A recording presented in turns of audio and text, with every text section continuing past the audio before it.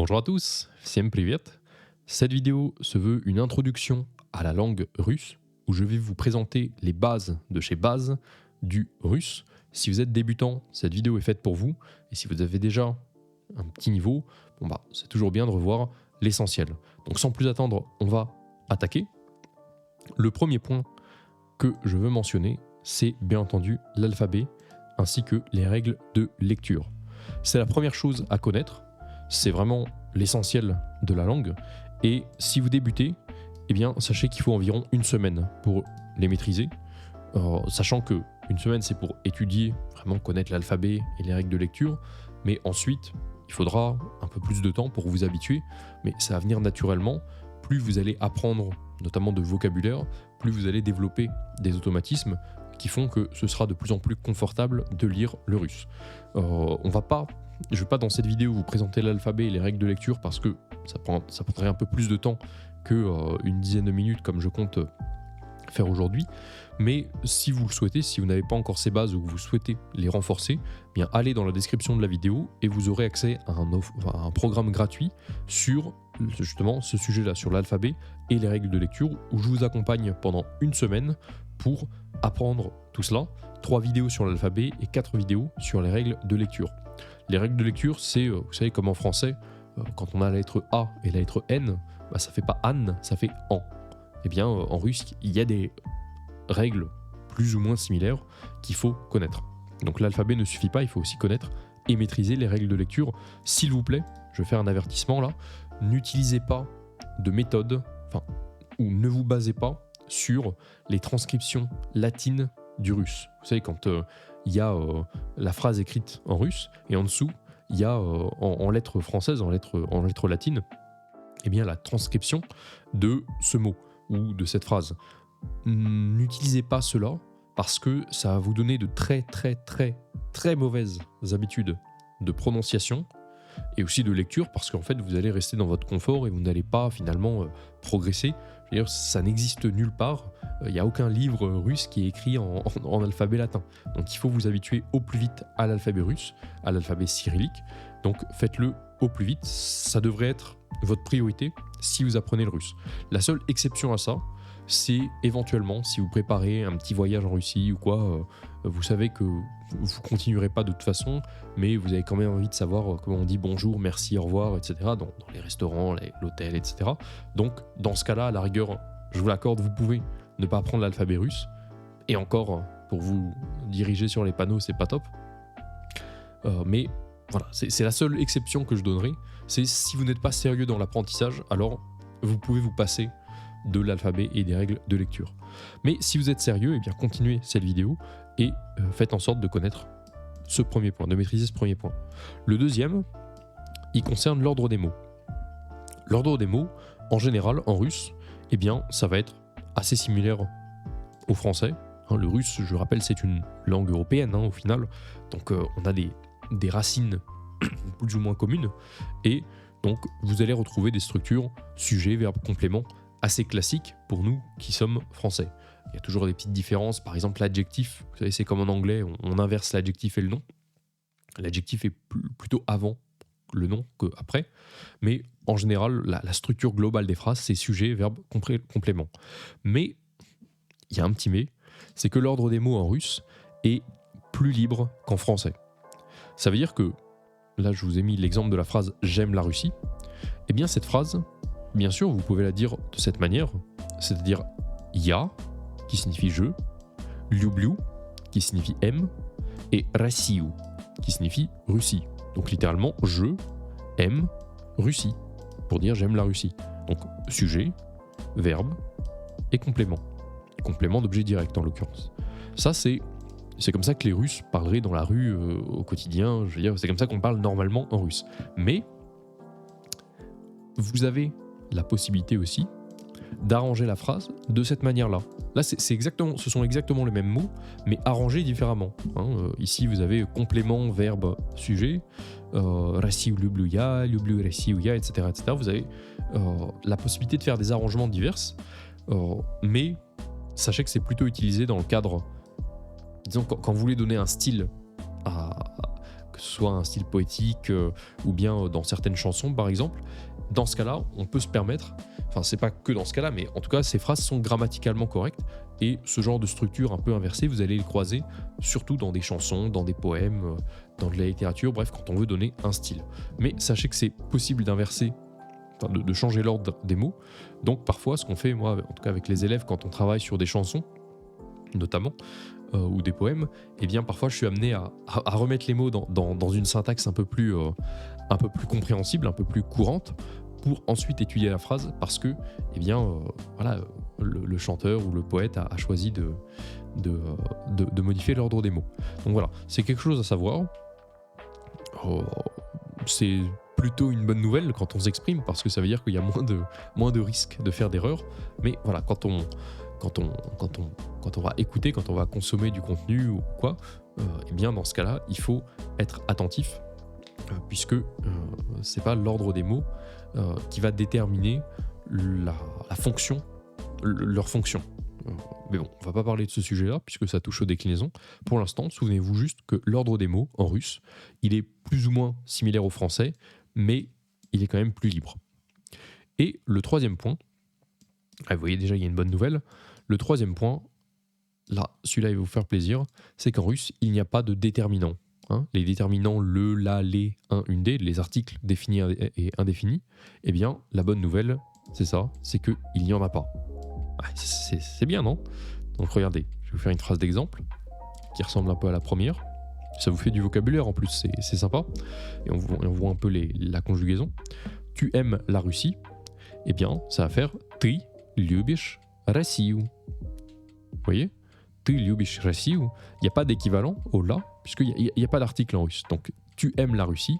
En fait, c'est comme si on disait tu aimes Russie. Vous voyez? Et donc, observez du coup ce phénomène intéressant. Je vous ai fait une autre phrase ici. La phrase On любит девушку. On, ça veut dire il. Vous voyez, ça, pas de souci. Любит, ça veut dire aime. Девушку, ça veut dire fille. Mais là, du coup, une ou la, il n'y a pas d'équivalent. Donc, on pourrait croire que ça crée de la confusion. Bon, le contexte, en général, il aide à comprendre. Et bon, c'est qu'un détail après tout, donc ça pose pas de souci. Mais juste observer que, eh bien, voilà, il n'y a pas de distinction entre une et la, ou entre un et le, par exemple. Donc, il faut... voilà, d'un côté, ça facilite les choses, parce qu'il n'y a pas à penser à ça... notamment si, pour ceux qui ont déjà étudié un peu l'italien, vous savez que c'est tout un bazar avec I, LI, GLI par exemple. Enfin bon, là, non, c'est facile. Il y a juste pas d'article ni défini ni indéfini. Donc c'est plutôt une bonne chose. Et maintenant, j'aimerais que vous portiez votre attention et que vous notiez, que vous preniez de quoi noter, ou bien si vous n'avez pas de quoi noter, faites au moins une capture d'écran de ce que je vais vous montrer là. C'est les points clés à retenir de ces 10 dernières minutes. Voilà, notre cours là, vous avez passé 10 minutes à suivre ce cours, et j'aimerais que ne soit pas gâché et que vous conserviez ce qu'on s'est dit là, que ça vous serve dans l'avenir. Et donc, prenez en note, ou au moins faites une capture d'écran de ce que vous voyez à l'écran.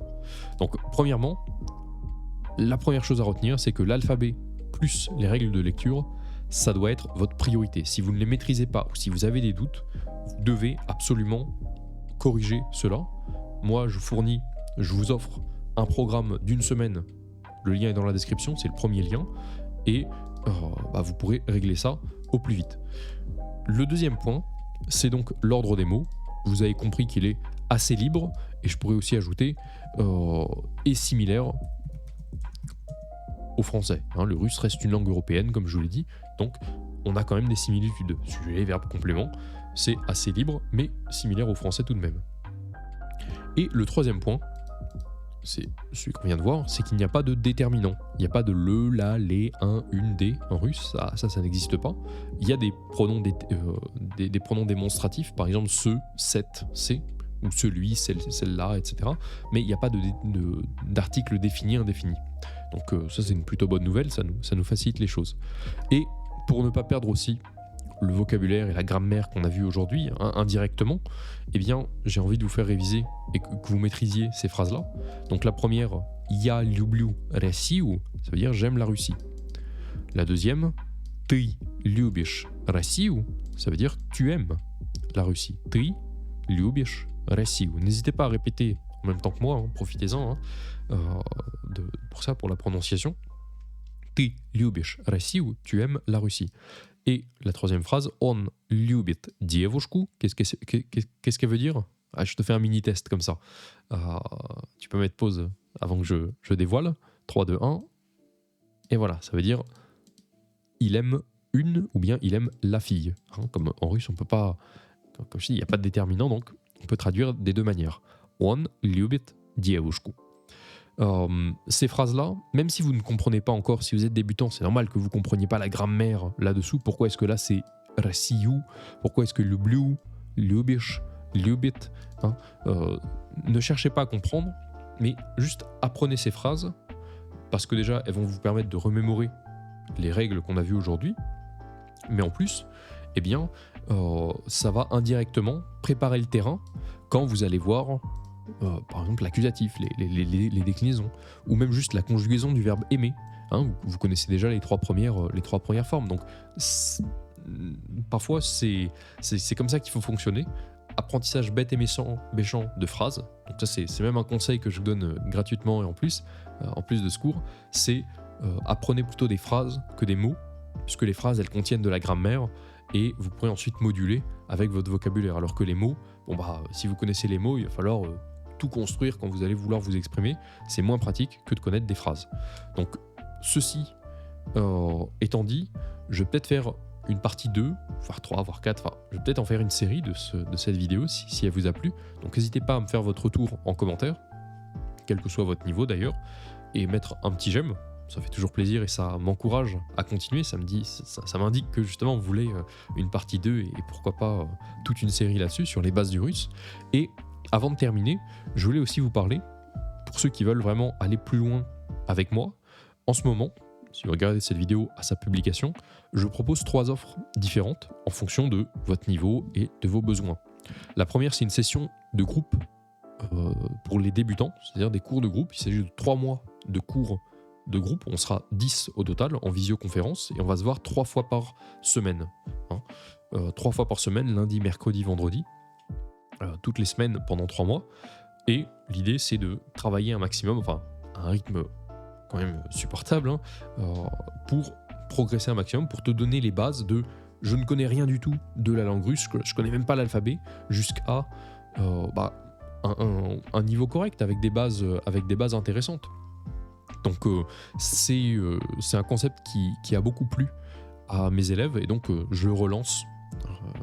En tout cas là pour le coup j'en relance un en janvier 2025. Si tu regardes cette vidéo après sa sortie, tu auras quand même le lien en description, ce sera le deuxième lien avec l'inscription à la liste d'attente pour pour être tenu au courant des prochaines mises à jour.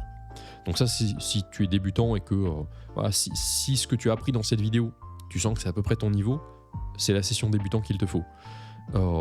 Si tu as senti que c'était vraiment trop facile, mais bon, tu as écouté parce que je sais pas moi, tu voulais t'assurer que tu avais les bases, peut-être que la session intermédiaire faux débutant sera plus intéressante. Celle-ci, elle dure 4 mois, mais le rythme est un peu plus cool, 2 cours par semaine. Et sinon, je propose aussi une formule individuelle. Toutes les informations pour en savoir plus, elles sont dans la description. Donc c'est pas le premier lien, puisque le premier lien, comme je t'ai dit, c'est l'alphabet et les règles de lecture, mais c'est le deuxième lien. Je parle russe en 2025, et tu verras toutes les infos. Sur ce, je te remercie pour ton visionnage, et je te dis à très bientôt, peut-être dans une partie 2.